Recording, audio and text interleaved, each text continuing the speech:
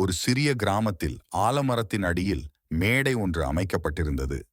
ஞானத்திற்கு பெயர் பெற்ற ஒரு பெரியவரைச் சுற்றி கிராம மக்கள் கூடியிருந்தனர். பெரியவர் கிராம மக்களிடம் உரையாற்றத் தொடங்கினார். என் அன்பான நண்பர்களே, இன்று நான் திருவள்ளுவர் என்ற ஞானியின் ஆழமான போதனையை உங்களுடன் பகிர்ந்து கொள்ள விரும்புகிறேன். நமக்கு முன் பல தலைமுறைகளுக்கு வழிகாட்டிய பாடம், நமக்கு பின் வருபவர்களுக்கு வழிகாட்டும் பாடம் என்றார். ஒரு சிறிய இடைவேளைக்குப் பிறகு அவர் இந்த குறளை கூறினார். அறவாழி அந்தணன் தாழ் சேர்ந்தார் கல்லால் பிறவாழி நீந்தல் அரிது. கிராமவாசி ஒருவர் ஆர்வத்துடன், பெரியவரே, இந்த ஞான வார்த்தைகளின் அர்த்தத்தை தயவு செய்து விளக்க முடியுமா என்று கேட்டார்.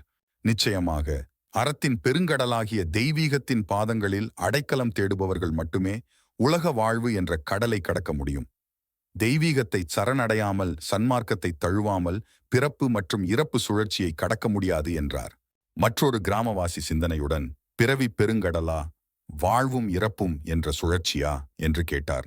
ஆமாம், நமது வாழ்க்கை பிறப்பு, இறப்பு மற்றும் மறுபிறப்பு ஆகியவற்றின் தொடர்ச்சியான சுழற்சியின் ஒரு பகுதியாகும்.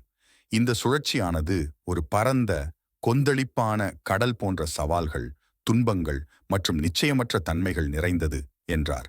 கிராமவாசிகளில் ஒருவர் கவலையுடன், ஆனால் பெரியவரே, நாம் எவ்வாறு தெய்வத்தின் திருவடிகளை அடைவது என்று கேட்டார்.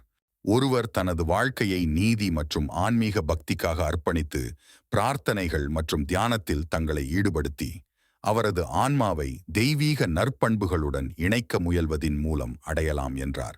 கிராமவாசிகள் பெரியவரிடம் தங்களின் பொருள் விளக்கம் இப்போது எங்களுக்கு புரிகிறது என்றனர். திருவள்ளுவரின் ஞானம் நமக்கு வழிகாட்டும் மொழியாக இருக்கட்டும். நாம் அனைவரும் நல்லொழுக்கம் உள்ளவர்களாக இருக்க முயற்சிப்போம். தெய்வீகத்தின் திருவடிகளை அடைந்து வாழ்வு என்னும் பெருங்கடலை கடந்து அமைதி பெறுவோம் என்றார் பெரியவர். கிராமவாசிகள் சம்மதத்துடன் தலையசைத்தனர். ஒவ்வொருவரும் பெரியவரின் வார்த்தைகளை சிந்தித்தனர். அவர்களின் இதயமும் மனமும் ஒரு புதிய நோக்கத்துடன் நிறைவேறியதோடு அங்கிருந்து கலைந்து சென்றனர்.